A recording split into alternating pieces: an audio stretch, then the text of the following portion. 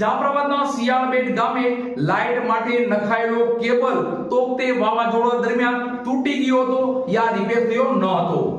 આ બાબતને લઈ ધારાસભ્ય શ્રી હીરાભાઈ સોલંકીએ સરકારમાં ઉગ્ર રજૂઆત કરી હતી અને હીરાભાઈ સોલંકીની આ મહેનત રંગ લાવી હતી। સરકાર શ્રી દ્વારા આશરે 31 કરોડ રૂપિયા મંજૂર થયા છે અને શિયાળબેટમાં નવો કેબલ નખાતા હવે શિયાળબેટમાં સતત વીજ પુરવઠો મળી રહેશે।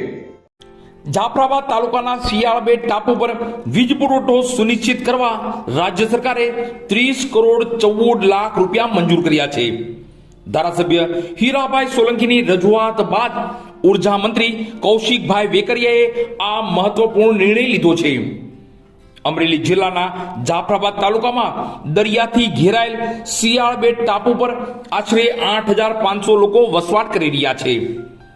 વર્ષ 2021માં આવેલા તોકતે વાવાઝોડાને કારણે સમુદ્રી કેબલને ભારે નુકસાન થયું હતું, જેના પરિણામે ટાપુ પર સ્થિર 3 ફેઝ કનેક્શન વીજ પુરવઠોની સમસ્યા સર્જાઈ હતી। આ સમસ્યાના નિરાકરણ માટે પીજીવીસીએલ રાજકોટ દ્વારા કાર્યવાહી હાથ ધરવામાં આવી હતી।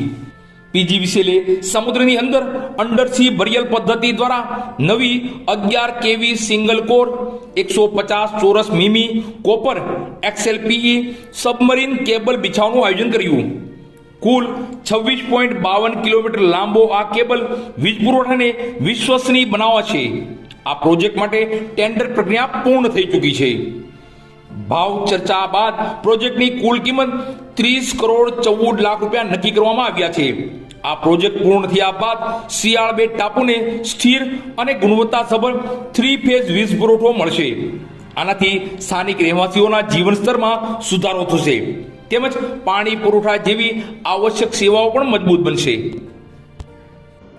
અમરેલી જિલ્લાના જાફરાબાદ તાલુકાના શિયાળબેટ ગામમાં તાવતે વાવાઝોડા દરમિયાન કેબલને નુકસાન થયું હતું, તે સરકારશ્રી દ્વારા અત્યારે નવો કેબલ 31 કરોડ રૂપિયાના ખર્ચે મંજૂર કરાવેલ છે।